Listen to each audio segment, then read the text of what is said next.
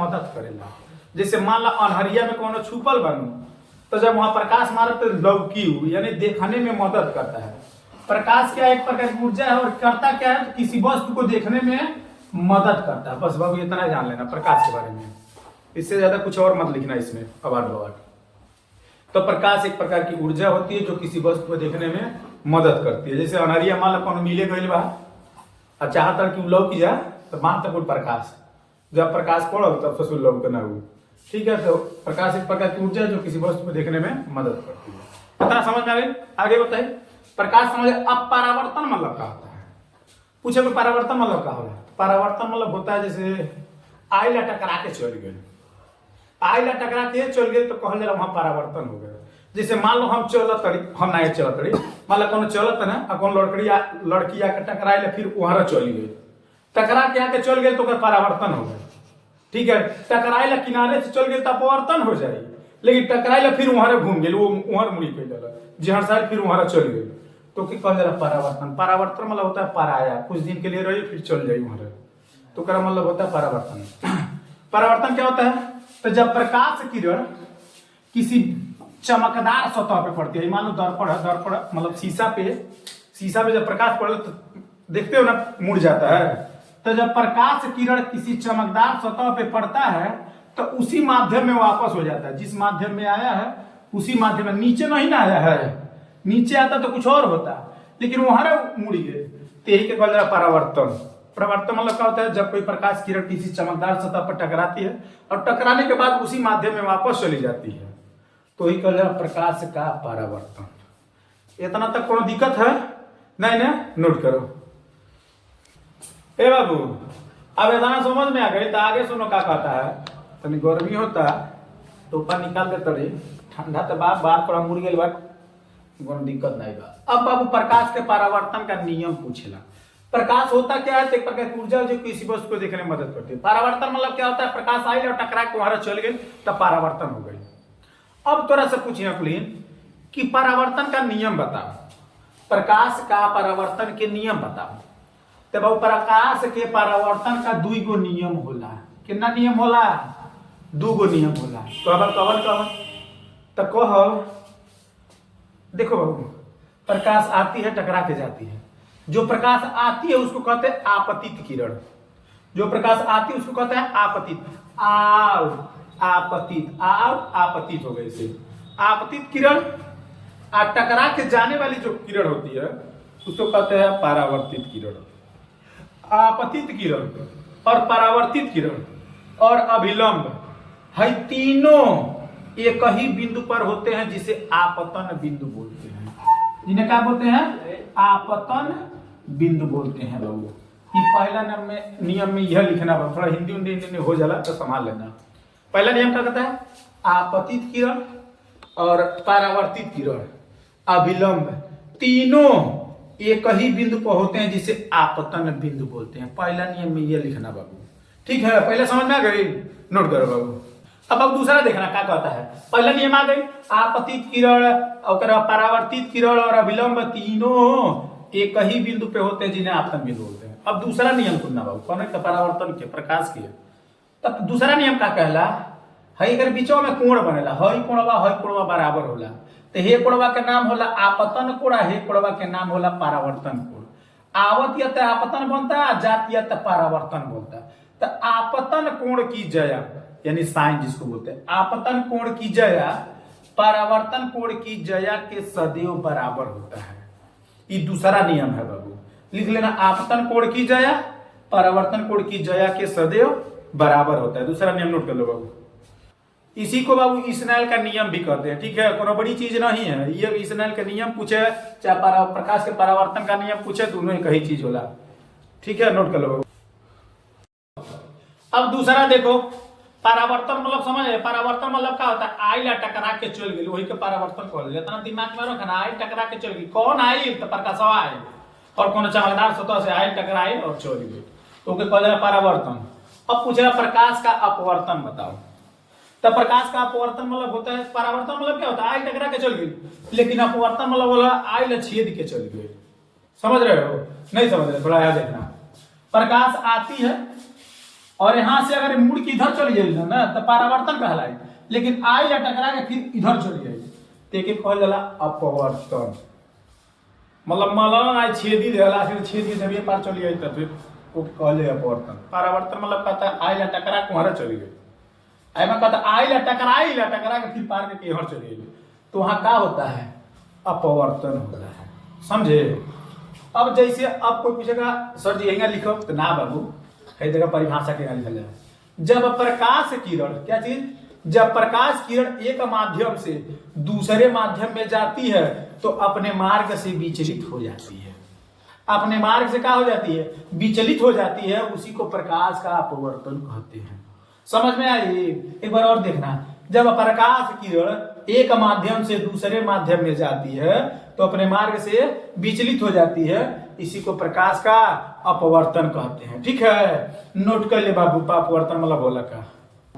अब बाबू देखना, अब एक माध्यम से दूसरे माध्यम में जाती है तो अपने मार्ग से विचलित हो जाती है। कहो सर विचलित हो जाती है क्यों हट जाती है? विचलित मतलब होता है अपने मार्ग से हट जाना। जैसे हम सीधा जा तड़ी आ जैसे कोनो लड़की यहाँ खड़ी बा टकरैली ओकरा से तो फिर हेहर मुड़ गेली, फिर हेहर मुड़, तो हमार परावर्तन हो गया। जैसे हम चलत रही ऐसे ऐसे चलत, एगो लड़की बा टकरैली वैसे ऐसे आ फिर हेहर चलेगी तो के परावर्तन हो गई, आ गोली टकरैली आ टकरा फिर हेहर रास्ता बदल रही, तो वहां अपवर्तन होता है कि अपने मार्ग से हट जाते हैं। ठीक है, समझ रहे हो कि नहीं? अरे कुछ लखरबर है ना, देखो ऐसा होला। खैर ठीक है, यहाँ देखिए अब बाबू कहो कि सर विचलित हो जाती है तो ये जो लाइन खींचा इसको कहते हैं अभिलंब। इसको क्या कहते हैं? अभिलंब बोलते हैं। अब कहोगे सर ये प्रकाश आ रही है, यहाँ टकरा रही है, बताइए इधर की तरफ आएगी कि इधर की तरफ जाएगी? बाबू ये निर्भर करता है कि माध्यम कैसा है। माध्यम कैसा है, मान लो ऊपर विरल बा, विरल आ नीचे सघन बा। अब पूछिए सर सघन मतलब का होला? सघन आ विरल के मतलब होला का? ठीक है, तो विरल मतलब होता है दूर दूर, दूर दूर मतलब जैसे हम पहले जैसे कब गांव में सुने हो गए कहने खेतवा जब रोपा होला कहने खेतवा बड़ी बीरल रोपी दिले माना। बीरल का मतलब वहां जानते हो, गांव के बुजुर्ग लोग बोलते हैं। खैर ये समय अपडेट हो गए सब, ये समय पहले अरे काहे रोपा दूरे दूरे करते रहे, आये वो समय कहते रहो ना बूढ़ो जन लोग ना कहने खेतवा सब बहुत बीरल कह दिला। बीरल का मतलब होता है बीरल, आ बीरल का मतलब होता है रोपा दूरे दूरे गड़ा गई बा। आ उधर रोपवा अगर गछी ने गतर गतर गतर गतर गाड़ दी है तो के कहल जरा सघन। तब बाद में बूढ़ो उहे कही है ये खेतवा बड़ी कुछ सघन रोप देना माना ससुरे। सघन मतलब होता है पास पास, बीरल मतलब समझ रहे हैं दूर दूर, और सघन मतलब क्या होता है पास पास। जैसे अब देख रहे हैं क्या कहते हैं, अब ये अभिलंब होता है, इसको अभिलंब बोलते हैं बाबू। ये प्रकाश यहाँ आई या तो अभिलंब के पास आएगी या तो अभिलंब से दूर जाएगी। कब दूर जाती है कब पास होती है ये कंडीशन देखो। पनिया लगा दीजिए, पनिया लगा। अब सुन लो, अब क्या होता है कब इस अभिलंब के पास आई, कब ओकरे पास सटी और कब उसे दूरे जाएगी, कैसे अभिलंब के। ठीक है, तो सुनना बाबू, जब प्रकाश किरण विरल माध्यम से सघन माध्यम में जाती है, यानी हेमन से हेमन आवेले, यानी जब प्रकाश किरण विरल माध्यम से सघन माध्यम में जाती है तो इस अभिलंब के पास आती है। यानी यह जो रेखा जानी चाहिए सीधी जानी चाहिए, सीधी ऐसे जानी चाहिए, इतना सीधी ऐसी जानी चाहिए, लेकिन सीधी ना जाती है, अभिलंब की तरफ थोड़ा सा झुक जाती है। कब?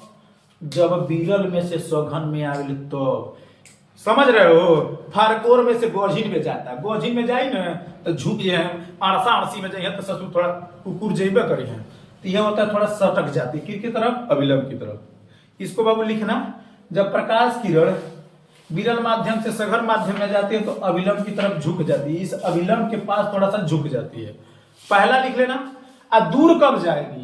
दूर क्या होता है, यह प्रकाश किरण ऊपरा सघन कर दो, ऊपरा क्या कर दो सघन कर दो, नीचवा विरल कर दो, विरल कर दो, तब परिभाषा बदलेगा। जब प्रकाश किरण सघन माध्यम से विरल माध्यम में जाती है तो अभिलंब से दूर भागती है, जाना चाहिए इसे लेकिन वो हे तर जाले, थोड़ा सा अभिलंब से दूर हटती है। यही नियम होता है बाबू प्रकाश के परावर्तन का। समझ में आए तो नोट कर लो बाबू।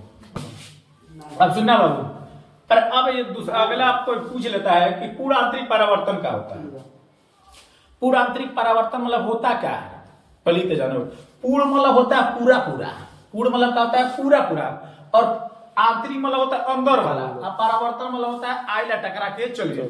जैसे मान लो है इसे खींच देली, यहाँ से आई टकरा के और हेहर चल गए, एको प्रकाश हेहर ना निकल गई। जब प्रकाश आई ऐसी माध्यम में वापस चली गई, एक भी नीचे नहीं आई, तो वहां पर पूर्ण आंतरिक परावर्तन।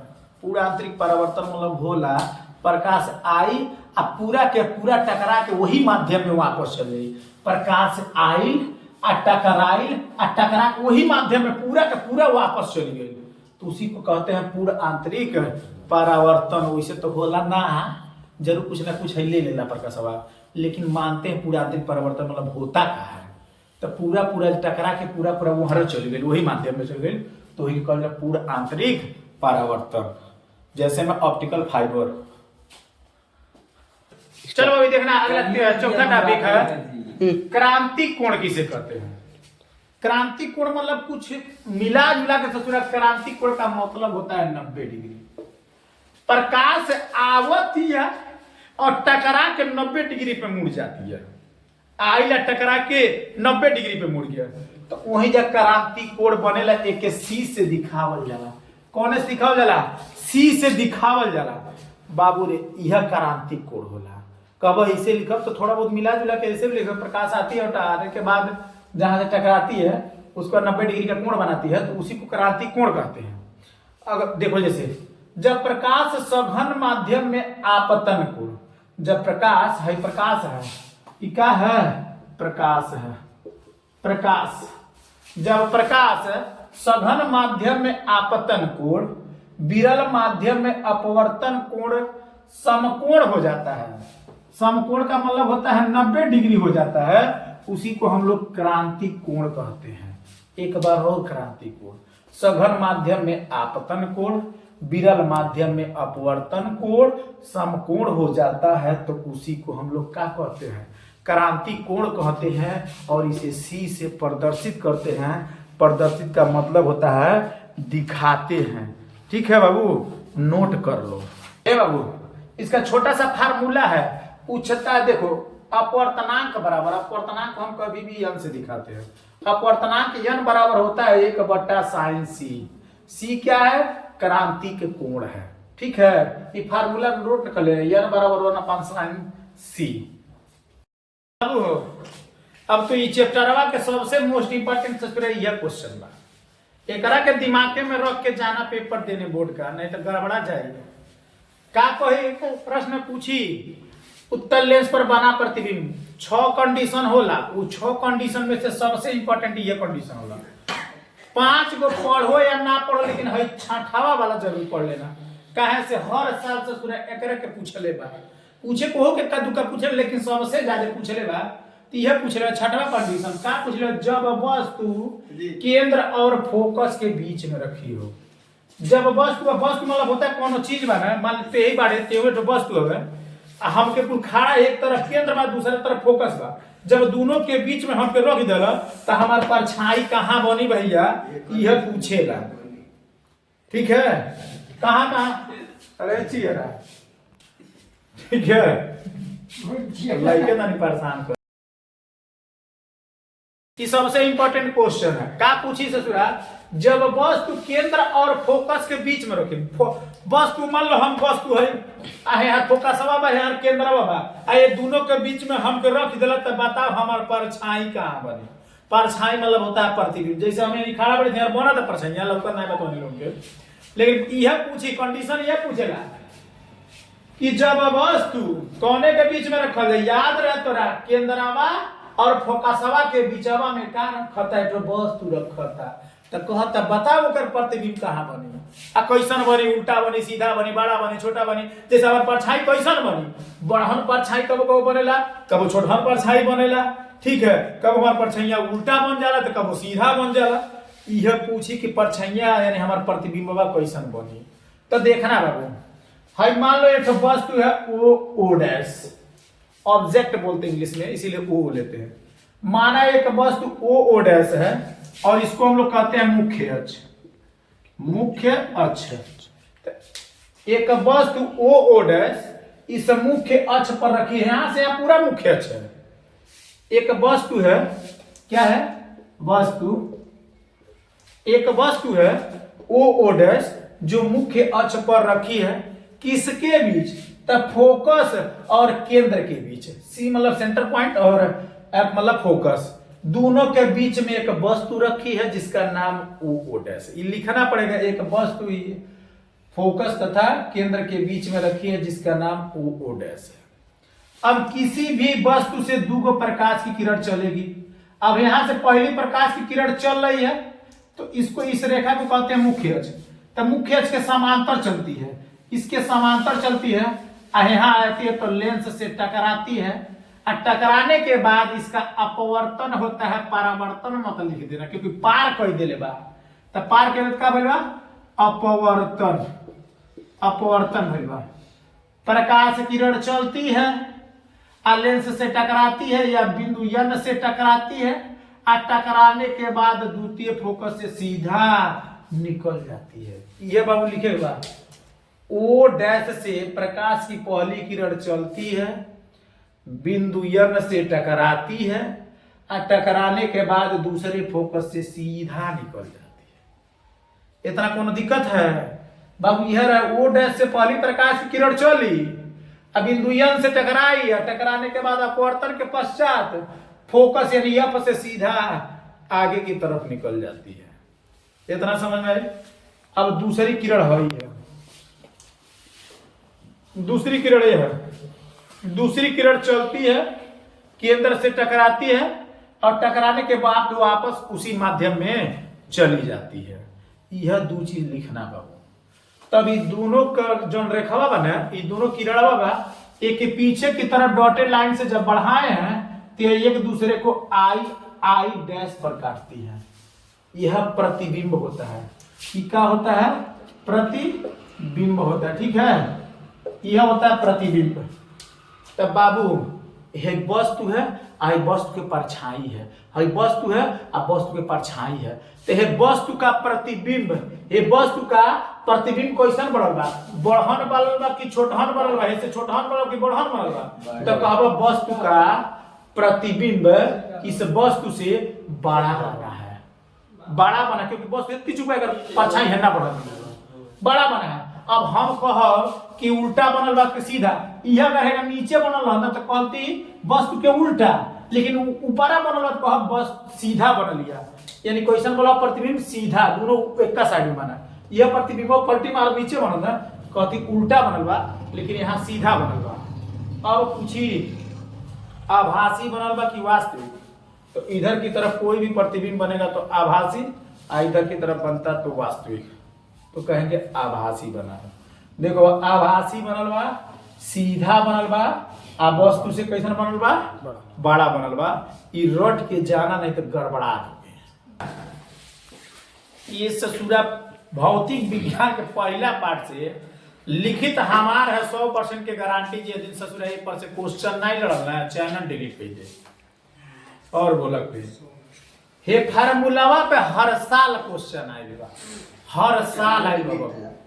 कहली न यह बार भी आई, कहबो कितना नंबर में, तो 4 नंबर में आई या 6 नंबर में आई। ठीक है, तब बाबू ये एक पहला फार्मूला नोट करना कॉपी में, दर्पण सूत्र। दर्पण सूत्र करना मिला, सोच दर्पण को कहल जाला, तो जने हम देखे लग ना वही के दर्पण कहल जाला।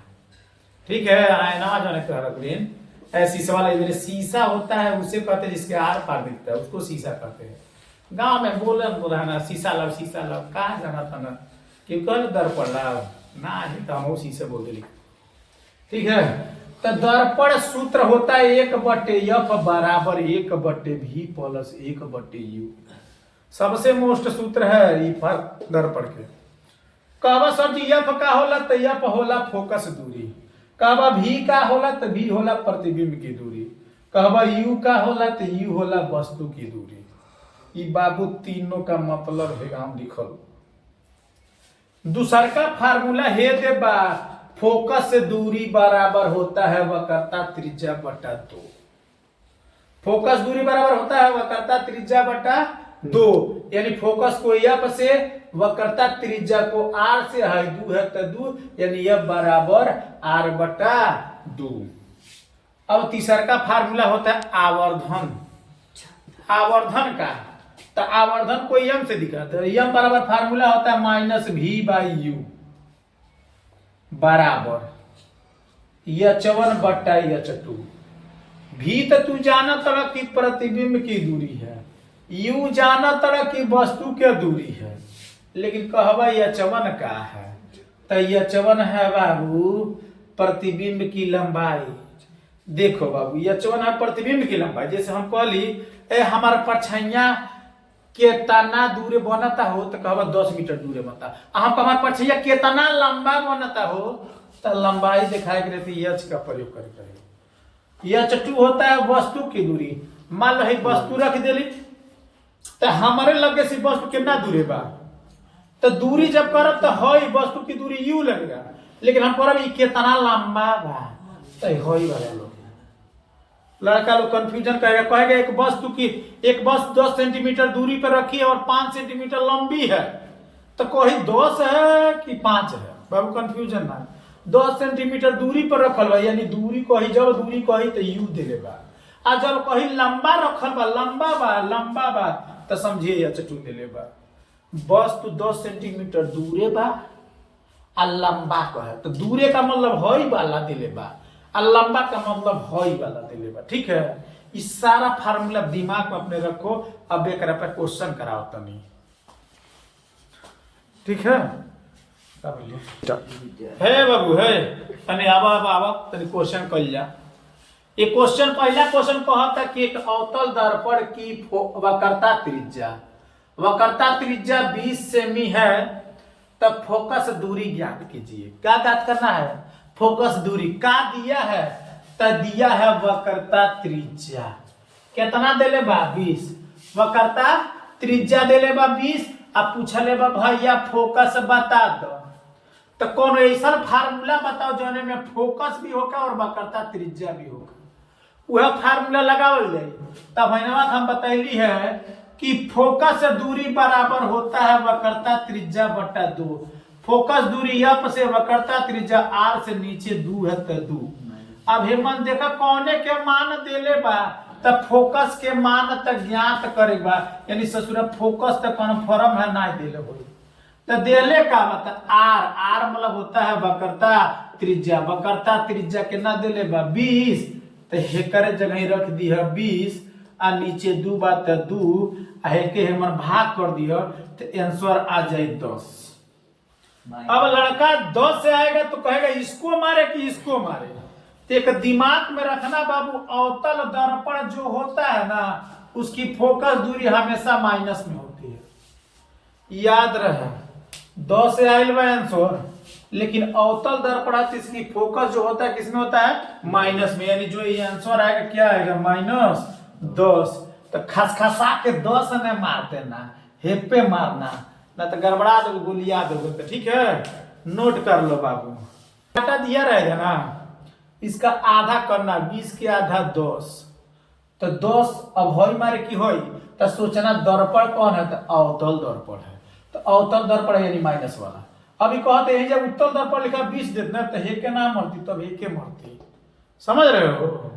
अगर अवतल दर्पण रही तो माइनस वाला मारो आ उत्तल दर्पण रही तो हई वाला मारा। ठीक है, और जो भी ये मान देगा इसका आधा। मान लो यहीं पर अगर पाता एक अवतल दर्पण की वक्रता त्रिज्या मान लो 10 है तब फोकस दूरी बताओ। तब फोकस दूरी पूछता था इसका 10 के आधा करो 5। अब हम सोचेंगे 5 प्लस में मारा कि माइनस में, तो सोचना दर्पण का है अवतल है तो माइनस में, तो यानी इसका आंसर आएगा 5। ठीक है नोट कर लो बाबू। दूसरा क्वेश्चन देखो रे, कह रहा है एक उत्तल दर्पण की वक्रता त्रिज्या 30 है। का देले बारे वक्रता त्रिज्या कितना देले बा 30। अब पूछले का बा फोकस दूरी है बाबू, फोकस दूरी पूछले बना तब फोकस दूरी पूछे तो आधा कर दो। 30 के आधा कितना होई तब 15। तो एम से कौन आंसर होगा 15 कहो सर होई मारी क्यों होई मारी। तब बाबू एक बात नोट कर लेना, कहीं नोट में लिख लेना उत्तल रहेगा ना तो उत्तल का फोकस जो होता है वो प्लस में होता है, और अवतल जब रहेगा ना अवतल, तो इसका जो फोकस है ना ये माइनस में रहता है। तो उत्तल दर्पण है 15 में, तो 15 प्लस वाला मारा, क्योंकि दर्पण कौन सा था, उत्तल। ठीक है, बहुविकल्पी में आएगा बाबू, लेके धर के तेलो वाला लगना करने मत है, ये तो टाइम चला जाएगा। अभी बढ़ाए दे थोड़ी स्टार्ट। हे बाबू, है अगला क्वेश्चन देखो, थोड़ा घुमा के कह रहा है एक उत्तल दर्पण की फोकस से दूरी 5 सेमी है। फोकस मतलब एफ के मान दिले, कौन के मान दिले बा, एफ का मान दिले बा 5 सेंटीमीटर। तो कहता वो करता त्रिज्या ज्ञात कीजिए। बाबू एफ बराबर होई ना, फार्मूला बताइए r/2 होला। एफ के मान कितना दिले बा 5, तो हेकर रख दो 5, आई बराबर है तो बराबर, r है तो r, नीचे 2 है तो 2, आ 2 के कोना कोनी गुणा करो तो 5 2 9 10, यानी r बराबर 10 सेंटीमीटर। यानी वो करता त्रिज्या को r से दिखाते हैं, यानी r का मान कितना आएगा 10 आएगा। ठीक है, समझ। फोकस से देता, अब करता पूछा था एकर दुगुना करोगे, अब करता देता फोकस पूछा था एकर आधवा करोगे। ठीक है, नोट कर लो बाबू प्लीज। ठीक है, चलो भाई देखना इतने तन इम्पोर्टेंट बा, पूरा नहीं लेना, लेकिन बेसिक चीज है तो सिखाए पड़ी। कहते एक उत्तल दर्पण की फोकस से दूरी 10 सेंटीमीटर है। से सूर्य सोचल 10 का है, तो कहवा सर फोकस से दूरी है, फोकस से दूरी मतलब एफ के मान देले बस 10। ठीक है, अब सोचल प्लस में रही कि माइनस में रही, तो दर्पण कौन सा है, उत्तल, और उत्तल की फोकस दूरी प्लस में रहती है, अवतल रहते यही जब 10 का करे पड़ता माइनस लगाए पड़ता। समझ रहे हो, तो करे आगे पढ़ते एक वस्तु उसकी मुख्य अक्ष पर ध्रुव से 20 सेंटीमीटर दूरी पर रखी है। ये बाबू का चीज रखल बा, तो एक वस्तु रखल बा, का रखल बा वस्तु, और वस्तु को हम लोग किससे दिखाते हैं, u से। किससे दिखाते हैं, u, और u के मान कितना देले बा 10। अब बाबू याद रखना 20 से देले बा, तो 20 बताई दो सन, थोड़ा मोतियाबिंद हो गइल बा। अब सुनना, अब भाई जो 20 है ये प्लस में रहेगा कि माइनस में रहेगा, है तो जान के फोकस प्लस में रहेगा, क्योंकि दर्पण कौन सा है, उत्तल। अब इस सोचे प्लस में रहे कि माइनस में रहे, तो बाबू हमेशा ससुरा वस्तु हमेशा लिखना तो माइनस में, कभी भी वस्तु लिखना माइनस में, क्योंकि बाएं साइड में रखल जाला, अब बाएं साइड वाला माइनस में रहना। हमसे पूछले बा का, तो प्रतिबिंब की स्थिति पूछले बा, प्रतिबिंब की स्थिति, यानी प्रतिबिंब को किससे दिखाते हैं, v का मान हमसे पूछा था, यानी है पूछले बा, तो है दोनों वाला मनवा उठा के मन रख, जहां एफ मिले वहां 10 रखी था, जहां u मिले वहां -20 रखी था। तो देखो यहाँ रखते 1/f के मान 10 बराबर है, तो बराबर 1/v, तो 1/v, कैसे v के मान तो दे ही नहीं बा, वह पूछले बा तो दी घंटा एक है, तो एक u मतलब वस्तु की दूरी कितना दिले बा -20। अब भाई पूरा उठ के ये बगले चले, ये करे बगले 1/10 पहले से बा, आई -1/20 से जब उधर जाए तो +1/20 हो जाएगा, ये जान लेना, क्योंकि माइनस वाला चिन्ह किस में बदल दे, प्लस में।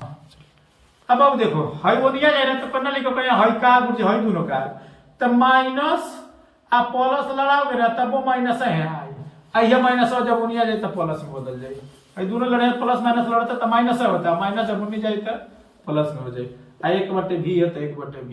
और जब ऐसा मिल जाए ना तो नीचे वाले का लासा लेते हैं, लासा ना ले मार करी ना, तो एक यहाँ कह दो, यानी 20 यहाँ हो जाए, इधर लिख दे 20। देखना वो कोना लासा लेना होता ले लेना, नहीं तो कोना कोनी गुड़ा है मन 20 एक कम 20 प्लस 10 एक कम 10, और नीचे गुड़ा 10 में गुड़ा 20 के, तो 10 के गुड़ा 20 में करवे, यानी 10 गुड़े 20 हो गया। अब इन दोनों को जोड़ लो, 10 और 20 और 10 कितना होला, तो 30, और नीचे है दोनों का गुणा करोगे तो 20 दाम है 200। अब हई 0 से हई 0 काट लो, हमन के कौन मान निकला था, 1/v ना, 1/v का मान निकला था। अब जैसे ही के उल्टा क्या बचा, तो 3 बचा, नीचे 20 बचा, 1/v। तो हई ऊपर जगह हई पलटी करो तो यारो पलटी करो, यानी 20 ऊपर 3 नीचे तो भी ऊपर एक नीचे एक लिखो या नहीं लिखो। अब 3 का भाई दोगे 20 में तो 6 आंसर आएगा। नोट कर लेना बाबू, समझ में आया? नोट कर लो तो तनी। दूसरा क्वेश्चन देखो तो का लिखल बा, एक उत्तल दर्पण की फोकस दूरी ज्ञात है। ये बार फोकसवा बतावे एफ के मान आपके ज्ञात करे क्वेश्चन मार्क कर एक वस्तु इसकी मुख्य अक्ष पर ध्रुव से 20 सेंटीमीटर दूरी पर रखी है। 20 सेंटीमीटर दूरी यानी वस्तु की दूरी यानी यू के मान देले बा 20 और हमेशा वस्तु किस में रहती है? माइनस में। कोनो लगा पाई बस ले यादो एक बार अखिलेश भैया के राज आवत है लगे चाहिए नहीं तो अखिलेश भैया गुरैया होता है।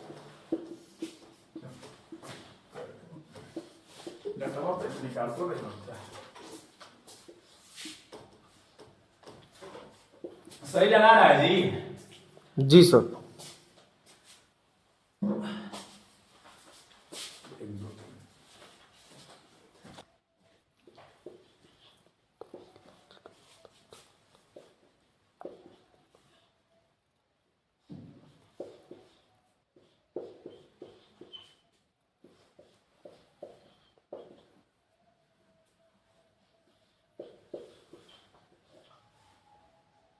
-15 गुरु के लिए नहीं 15 30